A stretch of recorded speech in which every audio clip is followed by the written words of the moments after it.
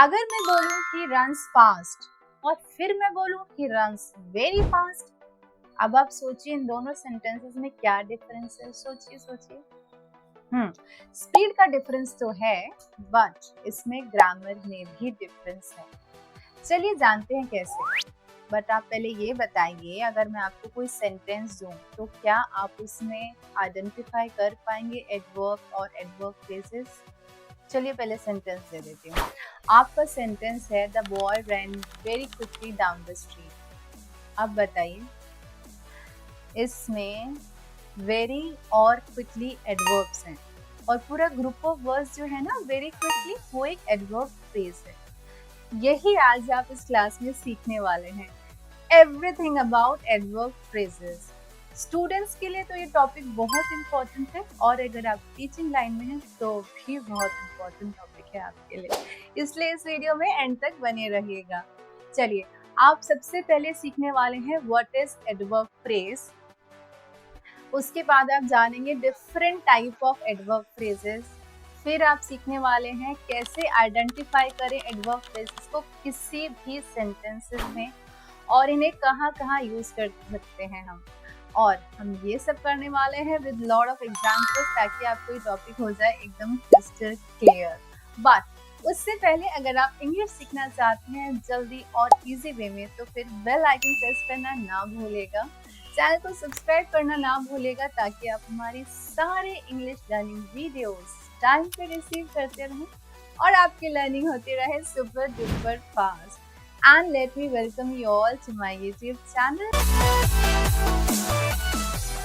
My name is Keith and I make English learning simple and enjoyable for all of you. तो चलिए जल्दी से शुरू करते हैं हमारी आज की क्लास। हमारा जो आज का टॉपिक है एडवर्ब फ्रेज, बहुत इंपॉर्टेंट है, ध्यान से सुनिएगा। So what is an adverb phrase? Adverb phrase है adverb plus phrase। एडवर्ब वो वर्ड होता है जो एडजेक्टिव या दूसरे एडवर्ब को डिस्क्राइब करता है। जैसे अगर मैं बोलूं the ball is moving slowly, ठीक है। अब यहाँ वर्ब है मूविंग। ये जो वर्ड है स्लोली, ये बताता है कैसे बॉल मूव कर रही है। वर्ब को डिस्क्राइब करने वाला वर्ड हमेशा एडवर्ब होता है, इसलिए स्लोली क्या हुआ? स्लोली एक एडवर्ब हुआ। अब फ्रेज क्या है? फ्रेज है वर्ड का ग्रुप जिसमें सब्जेक्ट वर्ब एग्रीमेंट नहीं होता है और अकेले इसका मीनिंग पूरा नहीं करता है, इस सेंटेंस का एक पार्ट बनकर चलता है, ठीक है। एक एग्जांपल अगर मैं आपको बोलूं the ball is moving very slowly, ठीक है। अब इसमें वेरी स्लोली क्या कर रहा है? डिस्क्राइब कर रहा है किसको? मूविंग को। और क्योंकि ये पूरा ग्रुप ऑफ वर्ड है तो ये क्या बन गया? ये बन गया एडवर्ब फ्रेज। इसका मतलब एडवर्ब फ्रेज वो फ्रेज है जो एडवर्ब की तरह काम करे। अब बात करते हैं टाइप ऑफ एडवर्ब्स। ये एग्जाम्स में भी आते हैं, ध्यान से सुनना है आपको। एडवर्ब फ्रेजेस 5 टाइप्स के होते हैं। First, adverb phrase of time. अब ये हमें ये बताएगा कि कोई एक्शन कब हुआ। जैसे अगर मैं बोलूं कि I completed my homework around the night. When, कब? Around the night.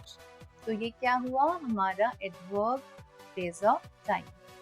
अब है एडवर्ब फ्रेज ऑफ प्लेस। ये हमें बताएगा कि कोई काम कहाँ हुआ। जैसे मैं बोलूं कि walked over the bridge. Where? Over the bridge, place बता रहा है। तो ये क्या है? हमारा adverb phrase of place. Third is adverb phrase of manner. ये हमें बताएगा कि कोई काम, कोई एक्शन कैसे हुआ। जैसे अगर मैं बोलूं आनंद वेटेड साइलेंटली एंड पेशेंटली। कैसे वेट किया उसने? Silently and patiently. तो ये क्या हुआ? हमारा एडवर्ब फ्रेज ऑफ मैनर। उसके बाद आता है एडवर्ब फ्रेज ऑफ फ्रीक्वेंसी। ये हमें क्या बताएगा कि कोई भी एक्शन कितना ऑफन हुआ है, कितनी बार हुआ है। इसके लिए भी एक एग्जांपल लेते हैं ताकि आपको अच्छे से समझ आए। मैं अगर बोलूं almost every year we take a trip to Goa. कितनी बार? Almost every year. तो ये हमारा क्या हुआ? Adverb phrase of frequency. इसके बाद है एडवर्ब फ्रेज ऑफ रीजन, मतलब अगर मैं बोलूँ due to heavy rain we had to cancel our plans. Why? अब क्यों कैंसिल किया? बिकॉज रीजन ये है, क्या हुआ? Due to heavy rain. अब ये क्या हुआ? हमारा एडवर्ब फ्रेज ऑफ रीजन। ठीक है, क्लियर? चलिए अब हम आइडेंटिफाई करते हैं कि एडवर्ब फ्रेजेस को कैसे आइडेंटिफाई करें सेंटेंसेस में। इसके 3 तरीके। पहला ये है कि एडवर्ब प्लस एडवर्ब, जहां पहला एडवर्ब इंटेंसिफायर होता है, मींस इंक्रीजेस और decreases the strength of the word it modifies, यानी कि वो स्ट्रेंथ को बढ़ाता है या फिर बढ़ाता है, कम करता है। मतलब ये बताता है कि दूसरा एडवर्ब कितना स्ट्रॉन्ग है। एग्जाम्पल से बताती हूँ, आपको क्लियर हो जाएगा फिर। जैसे मैं बोलूँ the movie was extremely good. अब एक्सट्रीमली क्या कर रहा है? ये इंक्रीज कर रहा है द डिग्री ऑफ गुड। ठीक है, अब मैं बोलूँ ही इज क्वाइट टॉल। अब क्वाइट क्या शो कर रहा है? ये मॉडरेट इंटेंसिटी शो कर रहा है कि ना तो बहुत ज्यादा है और ना ही बहुत कम है। ठीक है, ना ज्यादा ना कम, मॉडरेट। अब मैं बोलूँ the tea is too hot, तो इट शोज कि टी जो है वो बहुत हॉट है, टू मच। ठीक है, अब इन एग्जाम्पल्स में इंटेंसिफायर दूसरे एडजेक्टिव्स को, एडवर्ब को क्या दे रहा है? स्ट्रेंथ बता रहा है, उसका डिग्री बता रहा है। ओके, अब है prepositional phrase as adverb phrase. जब प्रीपोजिशनल फ्रेज किसी वर्ब, किसी एडजेक्टिव या एडवर्ब को डिस्क्राइब करेगा तो वो एडवर्ब फ्रेज बन जाएगा। कैसे? अगर मैं बोलूं कि she spoke in a loud voice, here in a loud voice क्या है? ये तो प्रीपोजिशनल फ्रेज है। अब ये हमें क्या बता रहा है कि उसने कैसे बात की, इसलिए ये क्या हो गया? हमारा एडवर्ब फ्रेज हो गया। एक और एग्जांपल लेके बताती हूँ। अगर मैं बोलूँ ही लेफ्ट इन अ हरी, तो यहाँ पर प्रीपोजिशनल फ्रेज क्या है? इन अ हरी। ये क्या बता रहा है कि हाउ ही लेफ्ट, तो ये क्या हुआ? हमारा एडवर्ब फ्रेज। अब next is infinitive phrase as adverb phrase. That means infinitive phrase is equals to 2 plus base verb plus modifier. ये verb, adjective या noun को क्या करेगा? डिस्क्राइब करेगा। ये बताएगा उसका पर्पस, उसका रीजन, उसका रिजल्ट या फिर उसका इंटेंट। कैसे? एग्जाम्पल से समझते हैं। Practice every day to improve your writing skills. अब यहाँ पर इन्फिनिटिव फ्रेज है to improve your writing skills. अब ये क्या बता रहा है कि क्यों प्रैक्टिस करें, इसलिए ये क्या है? Adverb phrase. एक और एग्जांपल ले लेते हैं। She studies every night to pass the exam. अब यहाँ पर इन्फिनिटिव फ्रेज है टू पास द एग्जाम।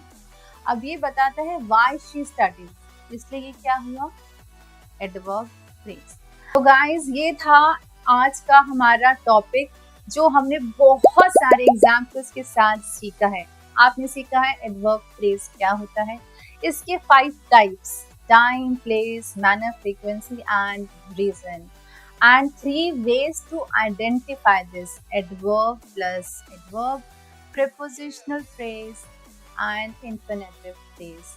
अब आपको ये सारा topic I am sure crystal clear हो गया होगा। अब ऐसा तो हो नहीं सकता कि हम आपको प्रैक्टिस के लिए सेंटेंसेस नहीं दें, बिकॉज दैट इज मस्ट। मैं आपको देने वाली हूँ सेंटेंसेस, आपको आइडेंटिफाई करना है उसमें एडवर्ब फ्रेज। आपका सेंटेंस है I will come in the first week of September.